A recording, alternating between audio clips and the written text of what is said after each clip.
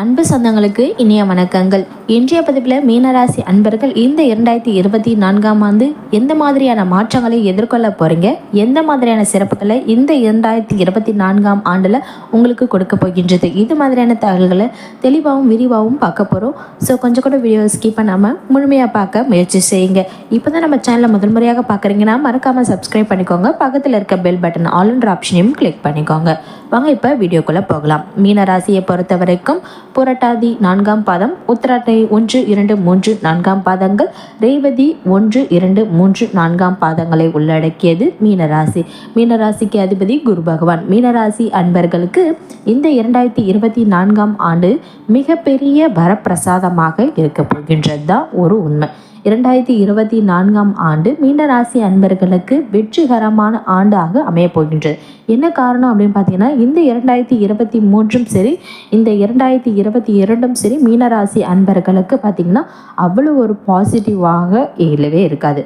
இந்த 2022ல் அவ்வளோ கஷ்டப்பட்டிருப்பாங்க. 2023ல் பார்த்தீங்கன்னா சுமாரான சில பாசிட்டிவ்ஸும் இருக்கும், நெகட்டிவ்ஸும் இருந்திருக்கும். இரண்டும் சேர்ந்து கலவையாக இந்த 2023 இருந்திருக்கும். ஒவ்வொரு மாதமும் சரி, ஒவ்வொரு ஆண்டும் சரி, ஏதாவது ஒரு புதிய விஷயம் நல்லதா நம்ம வாழ்க்கையில நடக்காதா அப்படின்ற ஒரு ஏக்கம் ஒவ்வொரு மீனராசி அன்பர்களுக்கும் இருந்துகிட்டே இருக்கும். காரணம் என்ன அப்படின்னு பார்த்தீங்கன்னா, நிறைய விஷயங்கள்ல எதிர்பார்ப்பும் ஏமாற்றமும் கலந்த கலவையாக உங்க வாழ்க்கையில போயிட்டு இருக்கிறது தான் காரணம். மீனராசி அன்பர்களுக்கு பார்த்தீங்கன்னா 4 கிரகங்கள் ரொம்ப ரொம்ப முக்கியம். ராகு, கேது, குரு பகவான், சனி பகவான். இந்த 4 பேருமே ரொம்ப ரொம்ப முக்கியமான கிரகங்கள். ஒரு வருஷத்துல இந்த 4 பேருடைய பெயர்ச்சி தான் அந்த வருடத்தினுடைய பலனை தீர்மானிக்குது அப்படின்றத தைரியமா சொல்லலாம். காலபுருஷ தத்துவத்தின்படி 12வது ராசி இந்த மீனராசி. இந்த 12வது ராசி அப்படின்றதுனாலே எல்லாத்தையும் வெற்றி கொள்ள சொல்லக்கூடிய ராசினே சொல்லலாம். முருகா பெருமானுக்கு ரொம்ப பிடிச்சமான ராசினே சொல்லலாம் இந்த மீனராசியை. ஏன்னா முருகப்பெருமானுக்கும் மீனத்திற்கும் அவ்வளவு சம்பந்தம் உண்டு. மீனராசி அன்பர்கள் அதிகம் வணங்க வேண்டிய தெய்வம் வைத்தீஸ்வரன் கோவில். வைத்தீஸ்வரன் கோவில் சென்று வழிபாடு செய்யும் பொழுது உங்க வாழ்க்கையில இருக்கக்கூடிய பல பிரச்சனைகள்ல இருந்து நீங்க விடுபடலாம், வெளிவரலாம். அதே மாதிரி மீனராசி அன்பர்களுக்கு பார்த்தீங்கன்னா 7.5 சனி அப்படின்றது ஆரம்பிக்க போகுது. டிசம்பர் 2023 இந்த ஆண்டு சனி பகவான் வக்ர நிவர்த்தி அடைகிறார். இதிலிருந்து, அதாவது டிசம்பர் 20ஆம் தேதியிலிருந்து உங்களுக்கு 7.5 சனி ஆரம்பமாக போகின்றது.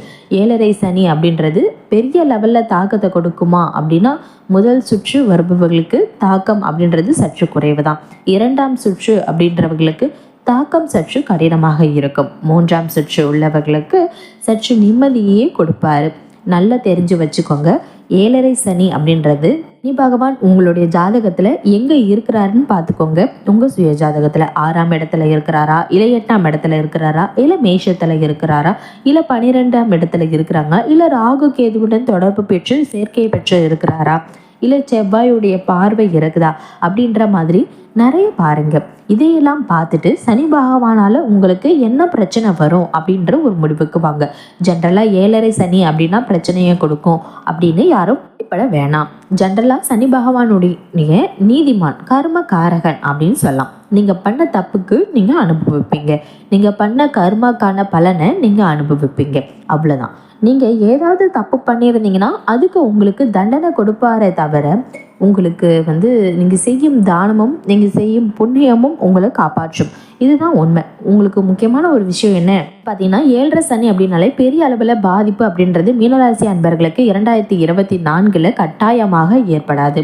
உடல் சார்ந்த விஷயத்துல மட்டும் சற்று அக்கறை எடுத்துக்கிறது இந்த காலகட்டத்தில் உங்களுக்கு ரொம்ப ரொம்ப நல்லது. அடுத்து ராகு கேதுவை பொறுத்த வரைக்கும் பார்த்தீங்கன்னா, ராகு பகவான் இவ்வளவு நாளா குடும்ப தனுவாக்கு ஸ்தானத்துல இருந்திருக்காரு. இவ்வளோ நாளாக குடும்ப தனவாக்கு ஸ்தானத்தில் இருந்ததுனால ஒவ்வொரு மீனராசி அன்பர்களுக்கும் பார்த்தீங்கன்னா கடந்த 1.5 ஆண்டு காலங்களாக மனமாக இருக்கட்டும், இல்லைன்னா குடும்பத்தை அட்ஜஸ்ட் பண்ணி போகிற விஷயமாக இருக்கட்டும், இதை எல்லாமே உங்களுக்கு பெரிய போராட்டமாகவே உங்களுக்கு இருந்திருக்கும். யாரை நம்புறது, யார்கிட்ட பேசுறது, யார்கிட்ட பேசினா என்ன பிரச்சனை வரும் அப்படின்ற ஒரு பயமும் பிரச்சனையும் உங்களுக்கு கலந்த வாழ்க்கையை வாழ்ந்துட்டு இருப்பீங்க இல்லையா. எதுக்கு எடுத்தாலுமே ஒரு பயம் இருந்தது அப்படின்னா வாழ்க்கை எப்படி இருக்கும் சொல்லுங்க. அந்த வாழ்க்கையை தான் ஒவ்வொரு மீனராசி பெண் அன்பர்களுமே கடந்த 1.5 ஆண்டு காலங்களாக அனுபவிச்சுட்டு வந்திருப்பீங்க. ராகு 2ல் இருந்தார்னா, இல்லைன்னா குடும்பத்தை ஒரு ஆட்டி இருப்பாரு. ஏன்னா 2ஆம் இடத்துல குரு பகவான் இருந்த பொழுது திருமண யோகம், குரு பலன் அப்படின்றது ராகுவோட சேர்த்து என்ன பண்ணியிருப்பார் அப்படின்னு பார்த்தீங்கன்னா நிம்மதி அப்படின்ற ஒரு விஷயத்தை கெடுத்திருப்பார். 8ஆம் இடம் அஷ்டமஸ்தானத்தை கேது பகவான் வந்து கவரும் பொழுது என்ன பண்ணுவார் அப்படின்னு பார்த்தீங்கன்னா, நிறைய பேருக்கு உங்களுடைய சுய ஜாதகத்தில் கேது தசாவோ இல்லை கேது புத்தியோ நடக்குது அப்படின்னா உங்கள் கேரக்டரையே கேது மாறிடும். நீங்கள் தவறான பாதையில் தவறான வழிகளில் செல்பதற்கும் கோர்ட்டு கேஸு போன்ற விஷயங்கள் அலையிறதுக்கும் அந்நிய நபர்களால் உங்களுக்கு பிரச்சனைகளை மாட்டிக்கிறதுக்கும் வாய்ப்புகள் அதிகமாக உண்டாக்கும். ஏன்னா கேது புத்தி நடக்குது அப்படின்னா ரொம்ப கஷ்டமாக இருந்திருக்கும். இதில் இருந்து தான் இப்போ ஒரு விடுதலை தான். ராகு கேது ஒரு நல்ல இடத்துக்கு போகிறாங்க. ராகு வந்து லக்னத்துக்கு வரார். அதனால் பார்த்தீங்கன்னா குடும்பத்தில் உள்ள பிரச்சனைகள் எல்லாம் குறையும். கேது உங்களுக்கு 7ஆம் இடத்துக்கு வருவதனால நம்ம பண்ண தவறுகளுக்கான ரிப்ளேஷன் அதிகமாகவே இருக்கும். நம்ம ஏற்கனவே கொடுக்கப்பட்ட ஒரு தப்புகளாக இருக்கட்டும், 1.5 ஆண்டுகளாக சில தவறுகள் எல்லாம் பண்ணியிருப்போம், சில முடிவுகள்லாம் தவறாக எடுத்திருப்போம். அதனுடைய கர்மா இப்போ நம்மளுக்கு அஃபெக்ட் பண்ணும். இப்போ நம்ம அந்த விஷயத்துல இருந்து வெளியில் வரணும் அப்படின்னு நினச்சாலும் வர முடியாது. ஒரு காதலே இருக்கட்டுமே, ஒருத்தவங்க கிட்ட பணம் கொடுக்கறதாக இருக்கட்டுமே, இரண்டுமே சொல்லலாம். ஒருத்தவங்க கிட்ட பணம் கொடுத்து ஏமாந்துட்டீங்க, அதில் இருந்து நான் வெளியில் வரணும் அப்படின்னு நினச்சாலுமே முடியாது. ஒரு காதலிச்சு நீங்கள் ரிலேஷன்ஷிப்பில் இருக்கீங்க அப்படின்னா கூட அதில் இருந்து உங்களால் வெளியில் வரணும் அப்படின்னு நினச்சா கூட வெளில முடியாது. இந்த மாதிரியான பல சிக்கல்கள் பிரச்சனைகளும் சரி கடந்த 1.5 ஆண்டுகளில் உங்களுக்கு அதிகமாகவே ஏற்பட்டிருக்கும். இதில் இருந்து நீங்கள் எப்படி வெளில வர்றது அப்படின்னா ரொம்ப பெரிய கேள்விக்குறியாகவே இருந்திருக்கும். நிச்சயமாக நீங்கள் அதுலேருந்து வெளில வந்துடுவீங்க. காரணம் என்ன அப்படின்னு பார்த்தீங்கன்னா, சனி பகவான் உங்களுடைய 12ஆம் இடத்துக்கு வருவதனால எல்லா பிரச்சனைகளுமே உங்களுக்கு பைசல் பண்ணி நிம்மதி பெருமூச்சை விட வைப்பார் அப்படின்றதான் உண்மை. அதே மாதிரி பார்த்தீங்கன்னா ராகு கேது 2024 பார்த்தீங்கன்னா எந்தவித புதிய தொந்தரவுகளும் சரி புதிய பிரச்சனைகளையும் பெருசாகவே ஏற்படுத்த மாட்டார். அதே மாதிரி குரு பகவான் 2ஆம் வீட்டில் இந்த ஆண்டினுடைய முதல் பாதம் பயணம் பண்ணுறார். 2ஆம் பாதியில் பார்த்தீங்கன்னா உங்கள் 3ஆம் வீட்லேயும் பயணம் பண்ண போகிறார். குரு 2ல் இருந்தாலும் சரி 3லும் இருந்தாலுமே சரி லாபம் தான். 2ல் இருக்கும் பொழுது என்ன பண்ணுவார் அப்படின்னு பார்த்தீங்கன்னா, உங்களுக்கு குரு பலன் அப்படின்றது ஏற்படும். குடும்பஸ்தானம் வலுவடையும். குடும்பத்தில் இருந்து வந்த மறைமுறை சிக்கல்கள் எல்லாமே உங்களுக்கு ஒரு முடிவுக்கு வரும்.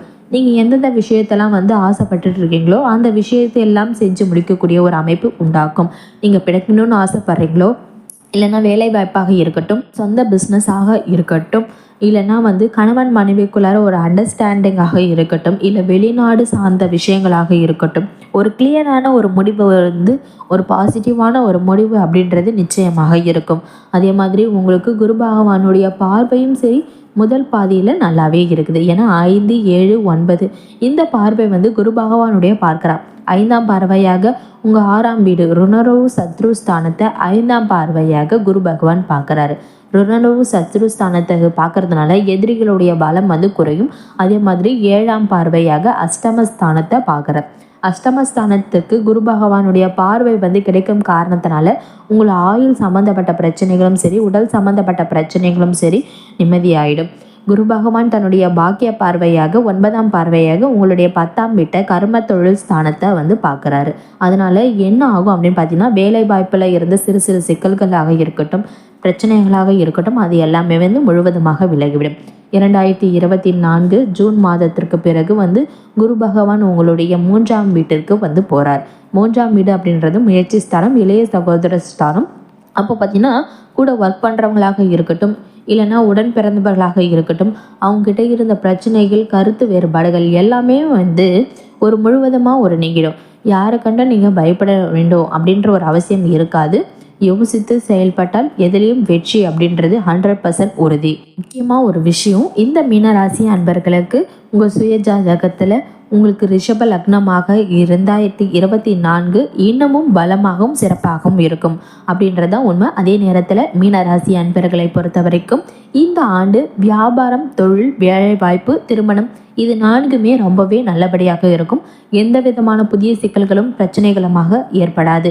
இந்த வீடியோவில் உங்களுக்கு ஏதாவது சந்தேகம் இருந்தால் மறக்காம கீழே இருக்க கமெண்ட் செக்ஷனில் கமெண்ட் பண்ணுங்கள்.